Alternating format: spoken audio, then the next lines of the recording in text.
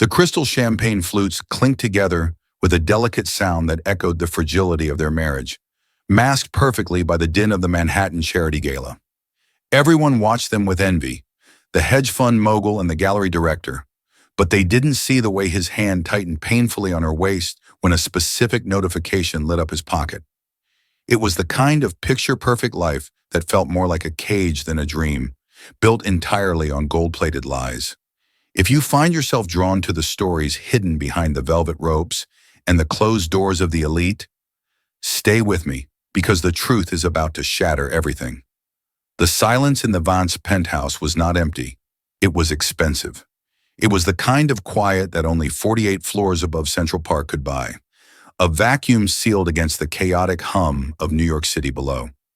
Elena Vance stood before the floor-to-ceiling window, her reflection ghosting over the autumn foliage of the park.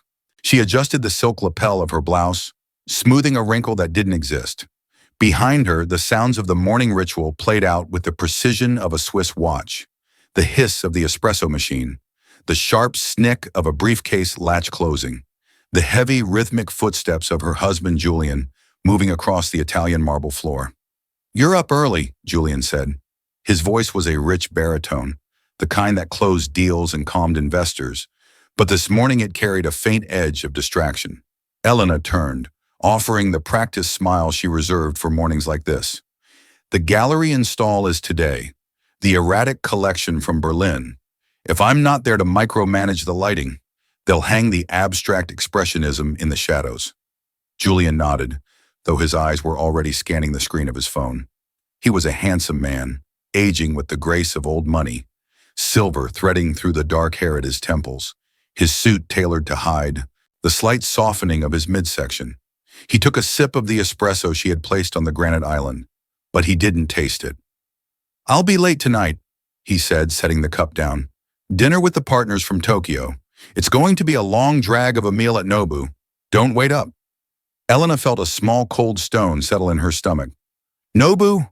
I thought the Tokyo team preferred French cuisine. Last time they insisted on Le Bernardin." For a fraction of a second, Julian's hand paused on his tie. It was a microscopic hesitation, the sort of glitch only a wife of 10 years would catch. He recovered instantly, adjusting the knot. New team members, younger crowd.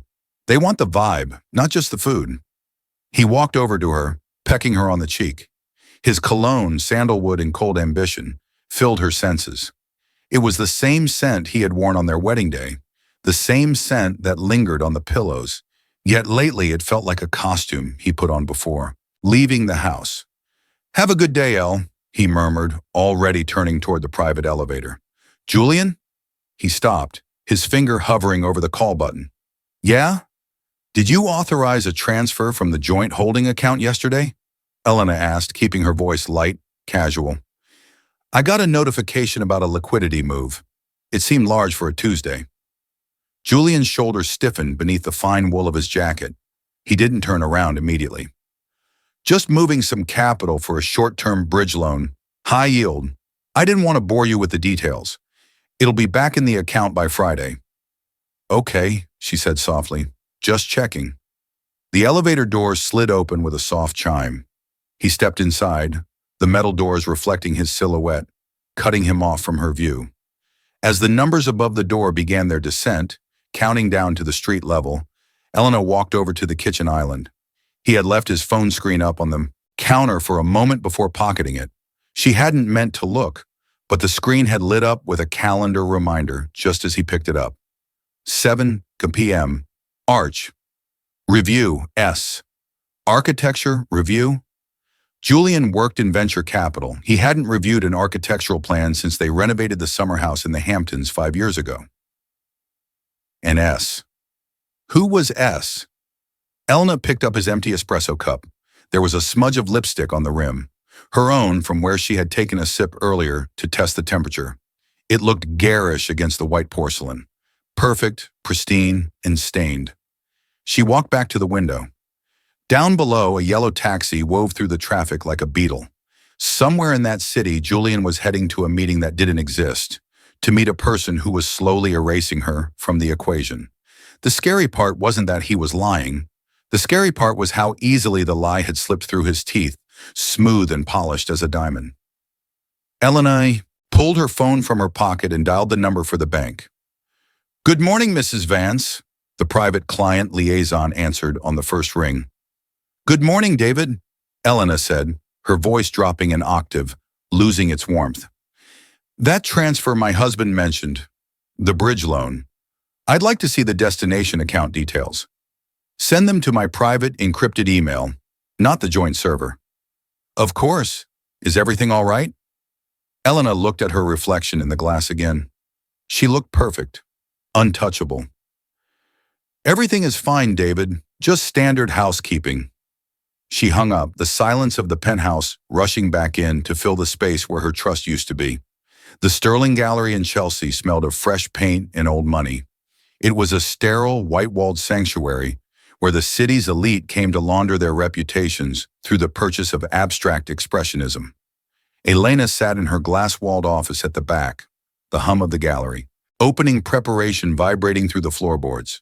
Outside her door, assistants were frantically hanging a series of large, chaotic canvases titled Entropy. Inside, Elena was trying to maintain order. Her computer screen was the only source of light in her office, casting a blue pallor over her face. The email from David at the bank had arrived 10 minutes ago, sitting in her inbox like an unexploded bomb. The subject line was innocuous: requested documentation, JV liquidity event.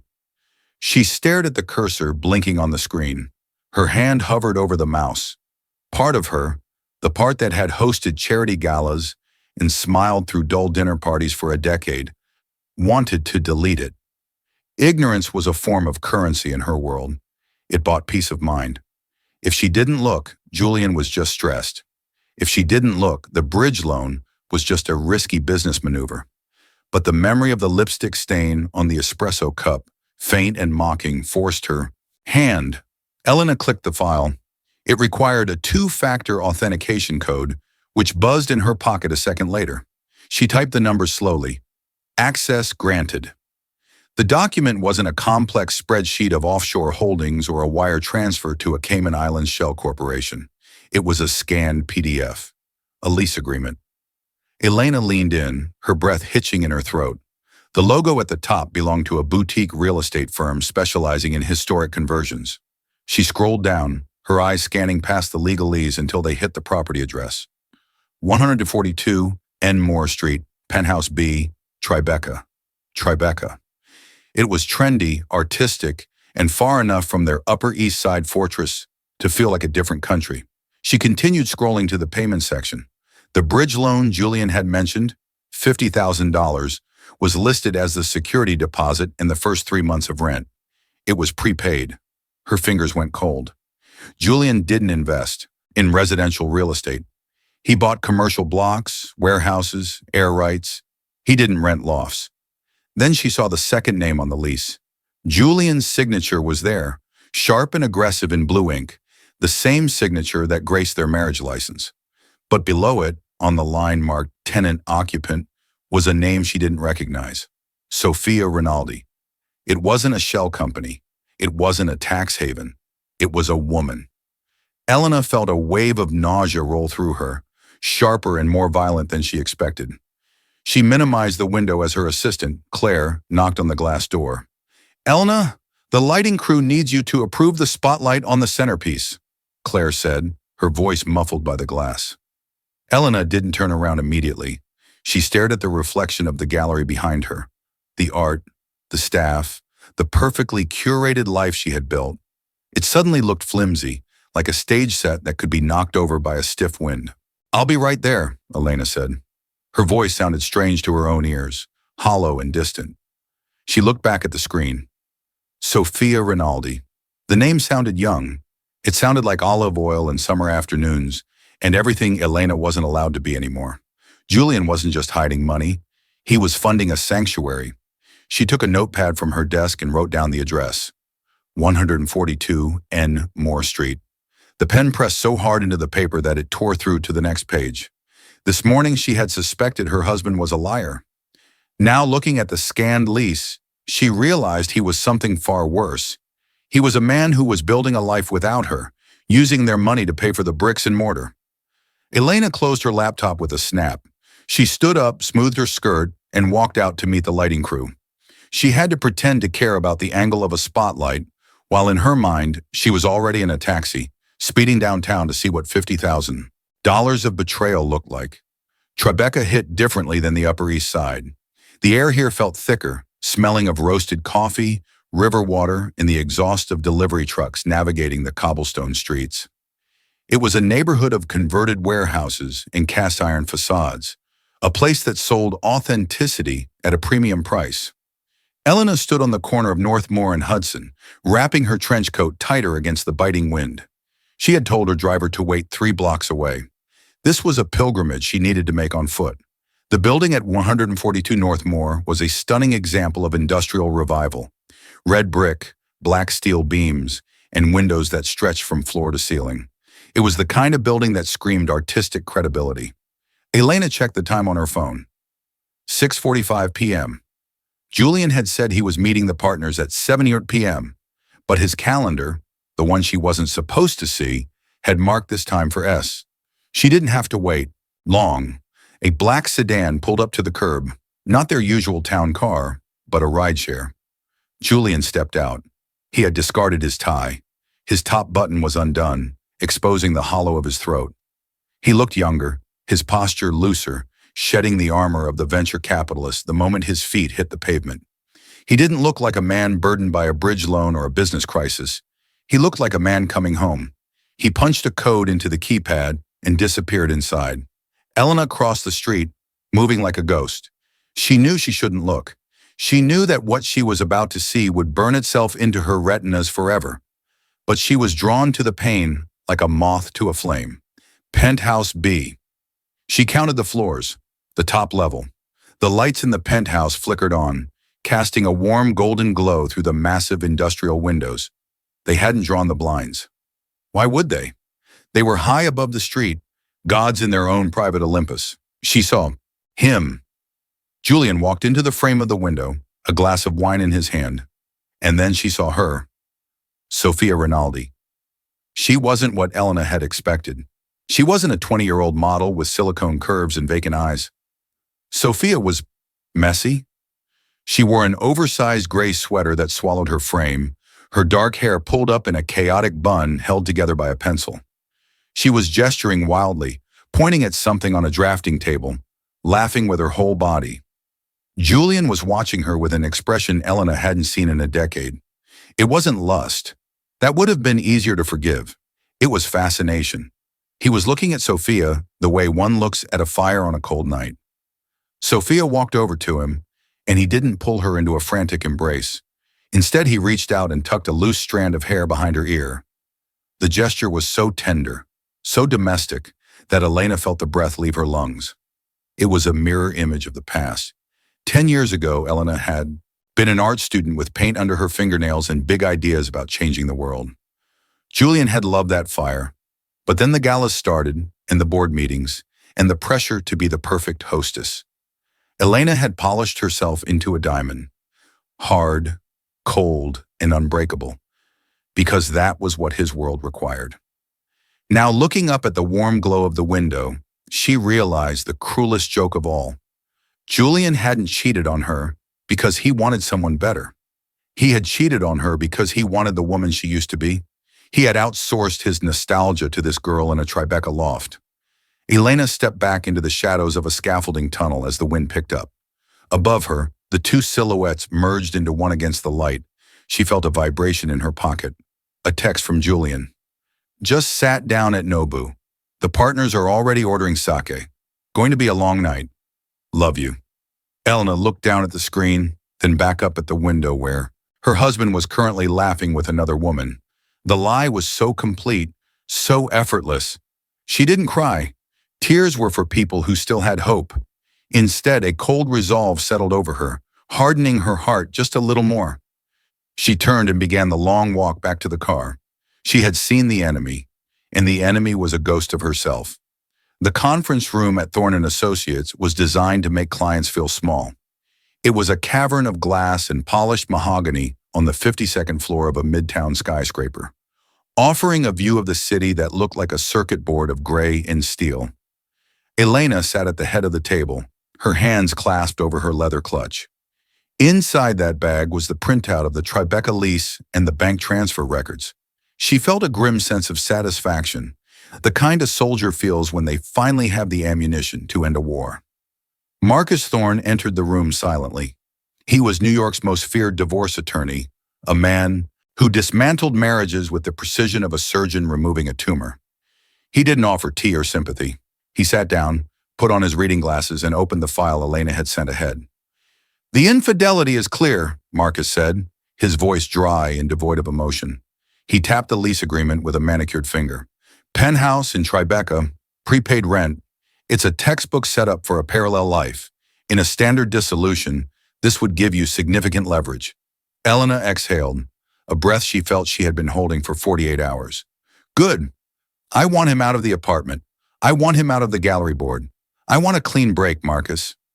Marcus didn't nod. He didn't smile. Instead, he flipped to the next section of the file, the financial portfolio analysis his forensic accountants had prepared overnight. He took off his glasses and looked at her. The pity in his eyes was far worse than his indifference. "Elena, when was the last time you read the fine print? On the gallery's liquidity loans?" Elena frowned. 3 years ago, when we expanded the West Wing. Julian handled the restructuring. He said it was better to bundle our assets for a lower interest rate." "He didn't just bundle them," Marcus said, sliding a spreadsheet across the mahogany table. "He cross-collateralized them." Elena looked at the numbers. They were a sea of red and black ink, but the terms stood out. Joint liability. Cross-default provision. "What does this mean?" she whispered. "It means," Marcus said, leaning forward, "that Julian's venture capital firm is highly leveraged. He has used your personal assets, the Sterling Gallery, your trust fund from your grandmother, and the deed to the Hamptons estate as security for his firm's latest high-risk acquisitions." The room seemed to tilt slightly. "But the gallery is mine. It's my name on the door." "It is," Marcus agreed. "But if you file for divorce, the banks will view it as a material change in circumstance. They will call in the loans. Julian doesn't have the liquidity to pay them off immediately, which means the banks will seize the collateral." He paused, letting the weight of the words settle on her shoulders. "If you leave him now, Elena, the bank takes the gallery. They take the house. They take everything. You will walk away with your freedom, yes, but you will walk away with zero assets and a mountain of debt." Elena stared at the spreadsheet. The numbers blurred. She thought of the gallery, the years she had spent building it, the artists she had nurtured, the identity she had carved out separate from being Mrs. Vance. Julian had known. He had known 3 years ago that he was trapping her. He had locked the doors before she even knew the building was on fire. "He did this on purpose in us," she said, her voice trembling with a mixture of rage and horror. "He knew he was going to stray, so he made sure I couldn't leave. It's insurance policy," Marcus said, closing the file. "A golden handcuff. He knows you care more about your reputation and your art than you do about your pride." Elena stood up. Her legs felt weak, but she forced them to hold her weight. She walked to the window. The city below looked different now. It wasn't a playground of possibility. It was a prison grid. "So I have to stay," she said, addressing the glass. "I have to sleep in the same bed as him, host his dinners, and pretend I don't know he's paying for another woman's apartment, just to save my business." "For now," Marcus corrected. "You stay. You play the role. We need time to untangle the assets without triggering the default clauses. It will take months, maybe a year. You have to be patient, and you have to be a better actor than he is." Elena pressed her forehead against the cold glass. She had come here expecting a battle. Instead, she had been told she was a hostage. "I can do that," she said, her voice hardening into something brittle and sharp. She turned back to the lawyer. "He wants a perfect wife? I'll give him the performance of a lifetime." But as she walked out of the office, the weight of the deception felt heavier than ever. She wasn't just a victim of infidelity anymore. She was an accomplice in her own tragedy. The strategy Marcus Thorne had outlined required a level of dissociation Elena wasn't sure she possessed. It was one thing to lie to a stranger. It was another to lie to the man who shared her toothpaste. But as she adjusted the placement of the silver cutlery on the dining table, she realized that hate was a powerful fuel. It clarified things. It turned her marriage into a chessboard. Julian arrived home at 8:30 p.m., the exact time he had promised. He looked weary, the lines around his eyes etched deeper by the strain of maintaining two existences. He carried a bouquet of white lilies, her favorite, or at least they had been her favorite 10 years ago. Now, they just looked like funeral flowers. "I'm sorry about the other morning," Julian said, placing the flowers on the marble island. He loosened his tie, waiting for her reaction. "I was short with you. The market is volatile right now." Elena turned, summoning a smile she didn't feel. It was a masterpiece of performance art. "It's okay, Julian. I know how much pressure you're under. I made the saffron risotto." Relief washed over his face, visible and pathetic. He thought he was in the clear. He thought the bridge loan question had been filed away under annoying wife queries and forgotten. They ate in the formal dining room. The only sound was the scrape of silver against porcelain. Elena watched him eat. She watched the way he cut his meat, the way he took a sip of the Barolo. Every movement felt like a betrayal now, but she kept her voice steady, melodic. "I had an interesting thought today," Elena said, swirling the wine in her glass. "For the gallery. We need to expand our footprint to attract the younger collectors. The Chelsea space feels too established." Julian looked up, chewing slowly. "Oh? What were you thinking?" "A pop-up space. Something raw, industrial, high ceilings, exposed brick." She paused, taking a deliberate sip of wine. "I was looking at listings in Tribeca this afternoon." The fork in Julian's hand froze for a nanosecond. It wasn't a stop. It was a glitch. He set it down, reaching for his water glass. "Tribeca? It's a bit out of the way for your clientele, isn't it?" "I don't know," Elena mused, her eyes locking onto his. "It seems to be very popular lately. Specifically, I saw a beautiful building on North Moore Street. Number 142, I think. Do you know it?" The silence that followed was heavy, suffocating. Julian drank the water, his Adam's apple bobbing nervously. He set the glass down with a little too much force. I think I've driven past it," he said, his voice tight. "But honestly, El, Tribeca is a nightmare for parking, and it's noisy. I don't think it fits the Sterling brand." "You think?" Elena tilted her head. "I heard it has a certain charm. A lot of creative types are moving there. Architects, designers."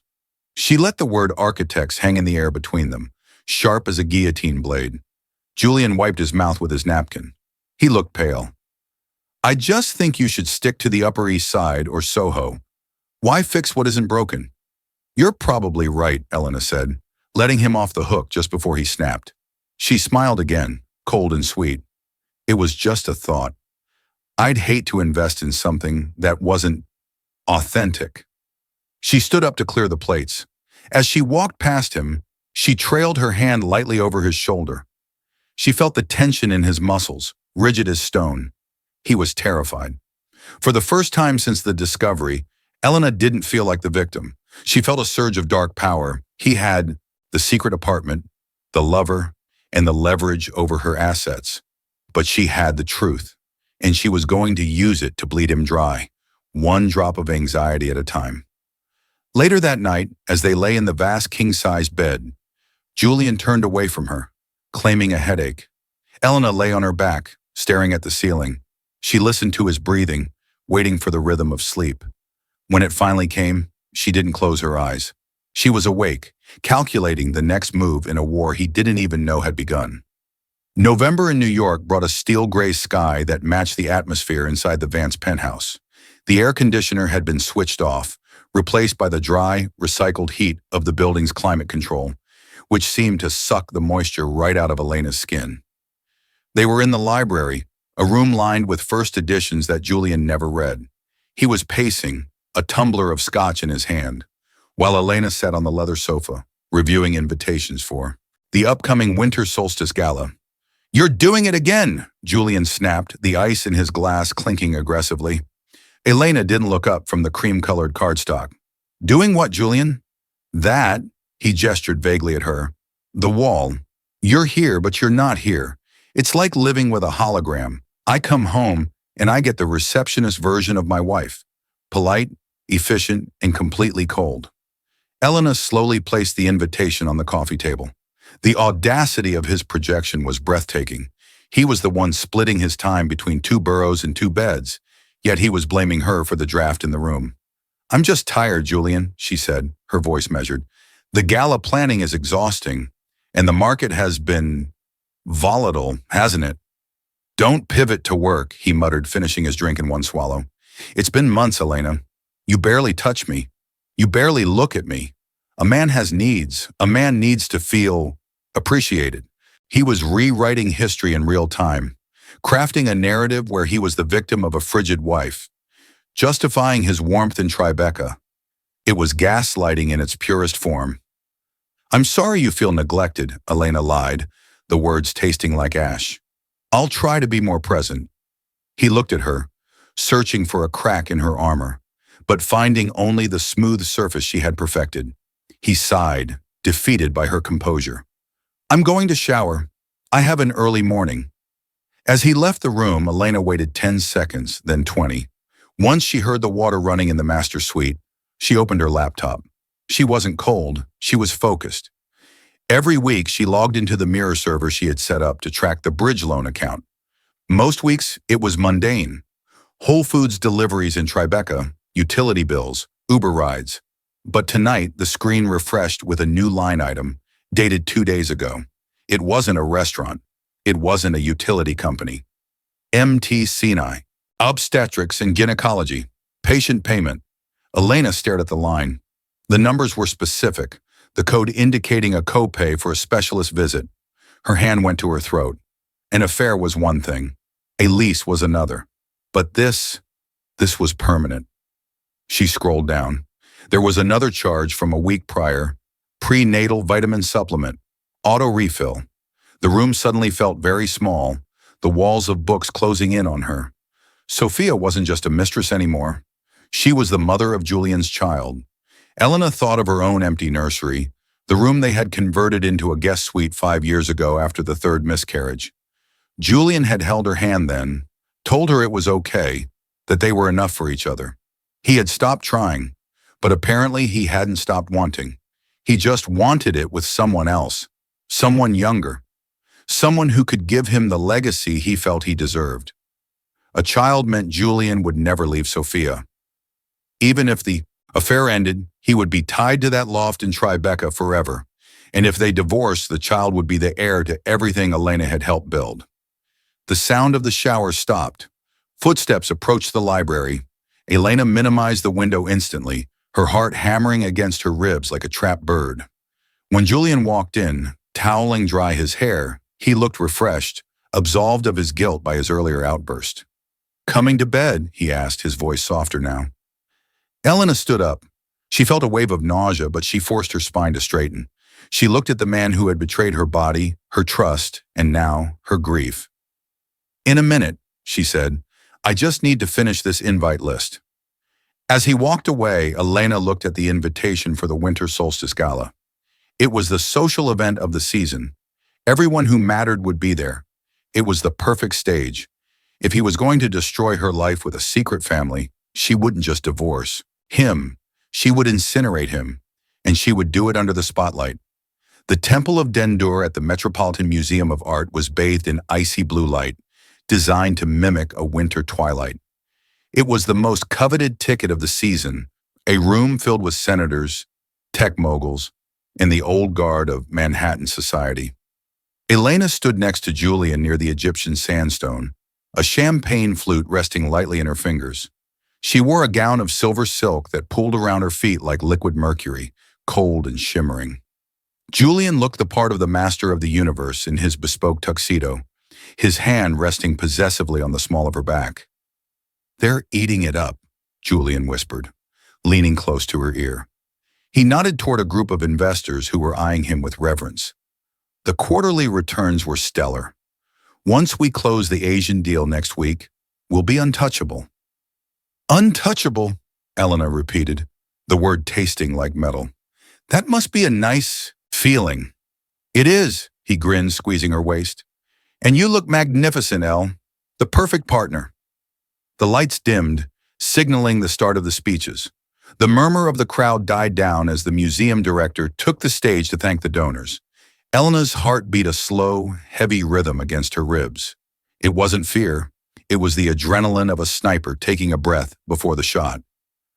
And now, the director announced, I'd like to invite Elena Vance, the curator of the Sterling Gallery and wife of our primary benefactor, to say a few words about the intersection of art and ambition. Julian applauded louder than anyone, guiding her toward the stairs. Knock 'em dead, darling. Elena walked to the podium. The spotlight blinded her for a second, turning the audience into a sea of faceless shadows. She adjusted the microphone. Thank you, she said, her voice clear and amplified, echoing off the ancient stone walls. Tonight, we talk about transparency. We talk about the hidden layers that make a masterpiece. My husband, Julian, has always taught me the importance of a diversified portfolio. She signaled to the tech booth. The massive projection screen behind her, which had been cycling through images of abstract paintings, went black. We often look at success as a singular peak, Elena continued, her eyes finding Julian in the front row. He was smiling, expecting a montage of his charitable works. But true ambition requires a shadow life, a support structure that no one sees. Tonight, I want to honor Julian's hidden investments. The screen flickered to life. It wasn't a spreadsheet. It was a photograph. High definition, crisp. It showed the facade of 142 North Moore Street in Tribeca. A ripple of confusion went through the crowd. Julian's smile faltered. He uncrossed his legs, shifting in his chair. This is the architecture of silence, Elena narrated calmly. The slide changed. The interior of the penthouse, the drafting table, the messy, lived-in warmth that contrasted with their sterile uptown life. Then the kill shot, a candid photo, taken with a telephoto lens, but undeniably clear. Julian sitting on the Tribeca floor, assembling a crib. And next to him, Sophia Rinaldi, her hand resting on a visibly pregnant belly, laughing at his struggle with the instructions. The silence in the room was absolute. It was a vacuum, sucking the air out of the lungs of 300 guests. You see, Elena said, her voice never wavering, Julian has leveraged our family assets, your investments, and my gallery to fund this beautiful parallel existence. A second home, a second family, a second future. Julian was standing now. His face was drained of blood, a mask of pure horror. He looked from the screen to Elena, his mouth opening and closing without sound. The investors around him were pulling back, physically creating a distance between themselves and the toxicity radiating from him. I believe in giving credit where it is due, Elena said, locking eyes with him. Congratulations, Julian. The renovation looks complete. She stepped back from the podium as the image of the happy, illicit couple burned on the screen behind her. The murmurs began, rising like a tidal wave, shock, laughter, judgment. Elena walked down the stairs not toward Julian, but past him. She didn't run. She didn't cry. She walked with the regal indifference of a queen who had just ordered an execution. As she passed him, he reached out, grabbing her wrist. His grip was desperate, trembling. Elena, he choked out, his voice unrecognizable. What have you done? She looked down at his hand, then up at his eyes. I just diversified the narrative, she whispered. She pulled her arm free and walked toward the exit, the flashbulbs of the press photographers finally erupting like a lightning storm, capturing the exact moment Julian Vance's world turned to dust. The morning after the gala, the New York papers didn't talk about the art. The headlines were brutal, efficient, and splashed across every screen in the city. Vance Empire crumbles, read the Wall Street Journal. The New York Post was less subtle. Museum meltdown. Wife exposes billionaire's secret baby. Inside the penthouse, the silence was absolute. It was no longer the expensive, insulated quiet of a happy home. It was the hollow echo of a ruin. Elena stood in the foyer, watching Julian pack the last of his boxes. He looked smaller than he had 24 hours ago. The arrogance that had fueled his stride for a decade had evaporated, leaving behind a man who looked tired and surprisingly ordinary. The investors had called at 8 a.m. The morality clauses in his partnership agreements were ironclad. By noon, he had been voted out of his own firm to save the stock price. The golden handcuffs that had bound Elena to him had snapped, not because she paid the debt, but because he was no longer a viable asset to anyone. He zipped up a leather duffel bag, the one they had bought in Florence on their honeymoon. "The lawyers will handle the rest," Julian said. He didn't look at her. He was looking at the floor, at the marble he would no longer walk on. "Sophia and we're going to stay at her parents' place in Jersey for a while. The Tribeca lease, I can't sustain it right now." Elena leaned against the wall, her arms crossed. There was no triumph in her chest, only a dull ache where her heart used to be. The irony is poetic, isn't it? You wanted the authentic, struggling artist life. Now you have it. Julian finally looked up. His eyes were red-rimmed. "Was it worth it, Elena? You burned everything down. The reputation, the firm, the social standing. We're both pariahs now." "No," Elena corrected him softly. "You are a pariah, Julian. I'm just the woman who finally turned on the lights." He hesitated, his hand on the iron doorknob. For a moment she saw the ghost of the man she had loved, the charm, the potential, but it was buried under layers of entitlement and deceit. "I did love you," he said, his voice cracking, "in my own way." "I know," Elena said, "but you loved yourself more." He opened the door and walked out. The elevator chime dinged, the door slid shut, and he was gone. Elena walked into the living room. It felt vast and cold. The maids had already cleaned up the remnants of his presence. The space where his humidor had sat was empty. The closet was half bare. She walked to the floor-to-ceiling window, looking out over Central Park. The trees were bare, skeletal fingers scratching against the gray sky. Her phone buzzed on the coffee table. Marcus Thorne, likely calling with the terms of the settlement, or perhaps the gallery board wanting to discuss a rebranding strategy. She ignored it. She picked up a glass of water from the table. It was the same crystal flute, style they had used at their wedding. She looked at it, the light refracting through the cut glass. Beautiful, fragile, hollow. She let it drop. The sound was sharp and final. The glass shattered against the marble floor, exploding into 1,000 glittering shards. Elena didn't flinch. She looked down at the wreckage. It was a mess. It would take time to clean up. She might cut herself trying to pick up the pieces. But for the first time in 10 years, the mess was hers. It wasn't a secret hidden in a bank account or a lie told over dinner. It was right there, out in the open, sharp and real. She took a deep breath, filling her lungs with the stale, expensive air of the penthouse. Tomorrow she would list the apartment. Tomorrow she would go to the gallery and take down the abstract expressionism to hang something raw, something real. But for today, she just stood there, watching the dust settle, listening to the beautiful sound of absolutely nothing.